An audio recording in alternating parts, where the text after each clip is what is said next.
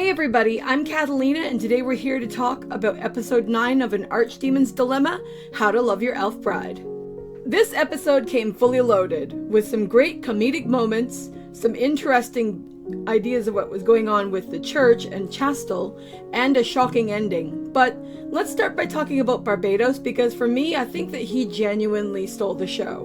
We get so many different layers of Barbados in this episode, and I loved every one of them.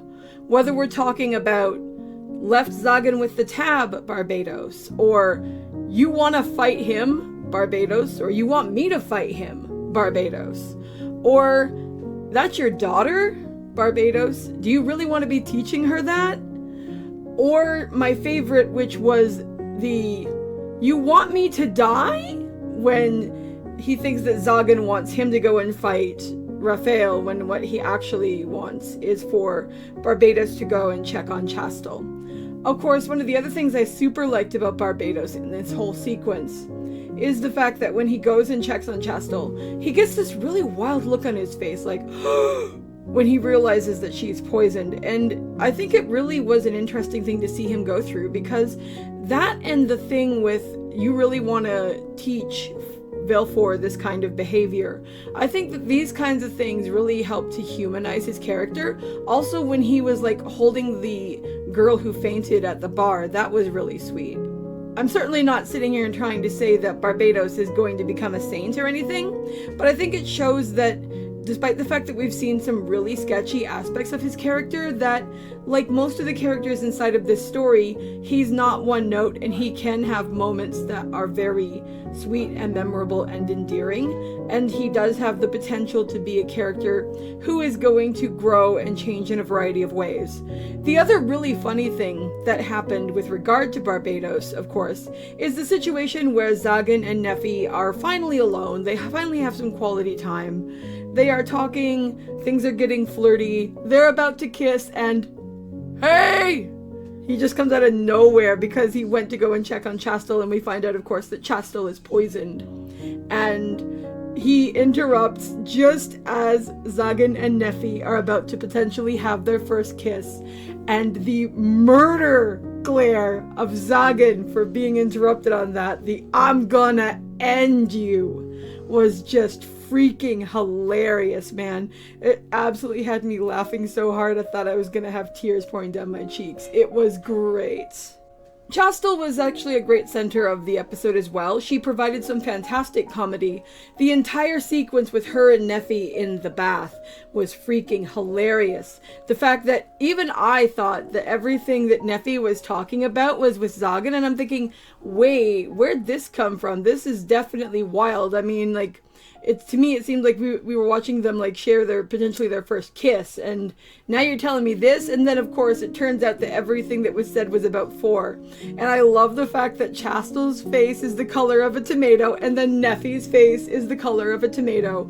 The dynamic between the two and their friendship, which has been growing over multiple episodes, is fantastic and is one of the highlights of the show for me. I love the fact that Nefie actually succeeded in getting all of these friends and having all of these connections, and that Zagan has done so much to actively support them, which is again what we are seeing here. The other thing that was really cool with Chastel and her stay at the castle was the dynamic between her and Four, or Valefor as I keep calling her, which was also really interesting because while Nefie and Chastel are really good friends, Valefor obviously has dealt with the death of her father by somebody who was a sacred sword wielder.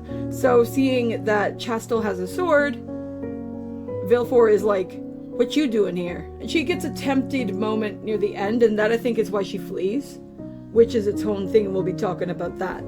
But the whole pranking Chastel over and over with spiders and frogs and tripping her and everything else, it got a bit over the top, and it was interesting seeing that Zagan was letting her largely get away with it. But I mean, these are very different characters and different situations than what we would be going through, so for the way that their family is structured, it made sense. Another great moment with Zagan and Valefor, while we're on that topic, was also the "this is how you get revenge" speech. The Parenting 101 villain style. Oh my lord. Both of the girls, both Nefie and Valefor, kept getting like shocked Pikachu faces every time he kept giving instructions. And then the absolute masterclass of Barbados being like, is that really how you want to raise your daughter? And it's like, oh brother, coming from him? I just about died. I mean, like, I know a lot of people have wanted to see some kind of interaction between Valefor and Barbados, and this was close, but not quite what we wanted, because I wanted something direct between the two. I mean, I thought that was a cute kind of connection because of how they are both sorcerers and they both have different life experiences and stuff, and she's this cute little girl who obviously has her own issues because she's a dragon and she has all the trauma from losing her parents and everything, and then he is just him, and I love him. I absolutely love Barbados. Barbados is amazing because Barbados isn't necessarily strictly the villain who's actually good. Barbados is the villain who has done potentially bad things, or at least attempted to do bad things, who can still have good moments. And to me, that just makes for a really interesting and compelling character. He's not necessarily the character that you would expect at the center of a story, but he adds an incredible amount of depth being present in the story and being connected to the primary characters, both in making a way for their own perceived perfection to not be quite so absolute, but also in showing different ways that different people in this world work and interact while being able to get away with more because he's not the central character. But then this show is very good at flipping things on their head. I mean, I'm sure everybody thought that the smack was about to be laid down when the ending of the last episode came, and that is not at all what we got. We got basically Barbados and Zagan and Raphael sitting down and having pints. Well, Zagan and Raphael having pints. Barbados trying to take care of the barmaid and keeping his distance because he was scared as crap, which was great. I really did find the whole interaction there fun.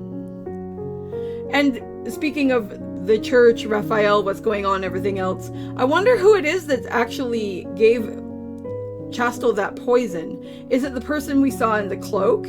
Is it something to do with Raphael? I doubt that personally, because as Zagan pointed out, and he is right, Raphael could hack her head off at any time of his choosing, and there would have been no logic or motive for giving her back her sword if he was going to do that. Or is it that scummy ass priest, Clavwell, or whatever the hell his name is? Because I don't trust him. He just gives me a vibe, and I don't like him.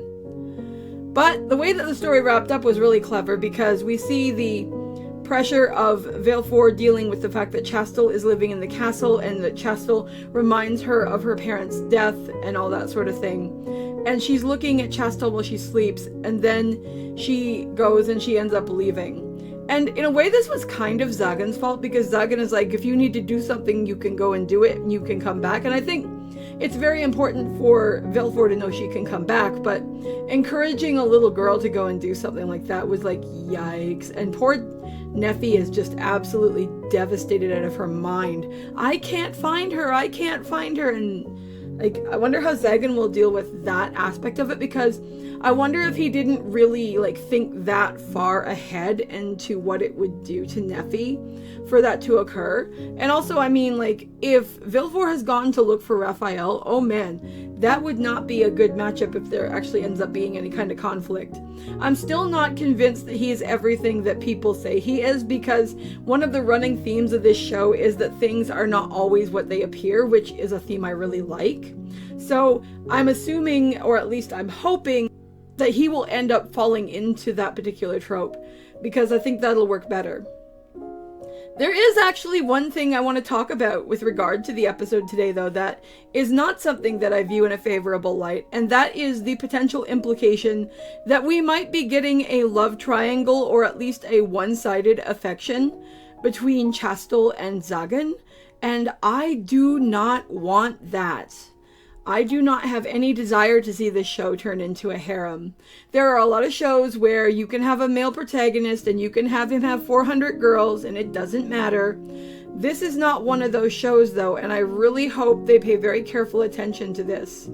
I can understand maybe setting it up as a subplot that maybe Chastel is frustrated because she's drawn to him or something, but I would far rather see her find her own partner and see her and Nefie continue to be friends and see how Zagan deals with whoever this person that Chastel ends up being friends with and whether these people can all interact or what have you. I do not want to start seeing Nefie feel worried that Zagan is going to like someone else or something, which is not the implication we got, to be clear. This was potentially from Chastel's point of view, and she seems to be struggling with it, but it just set up so many red flags for me, and I'm just like, no, because that is not a plot that I want here. And I really hope they don't go that route, because they have something really special with this. And to me, especially given all they've gone through and everything, that would really just mess a lot of stuff up, and that would be a damn shame.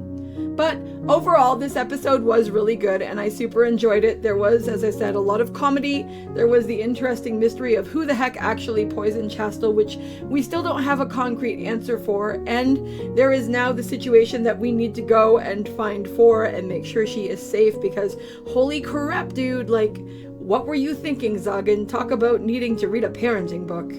But what did you guys think of this episode? I'd love to know, so feel free to drop a comment below, and I'll see you in the next video.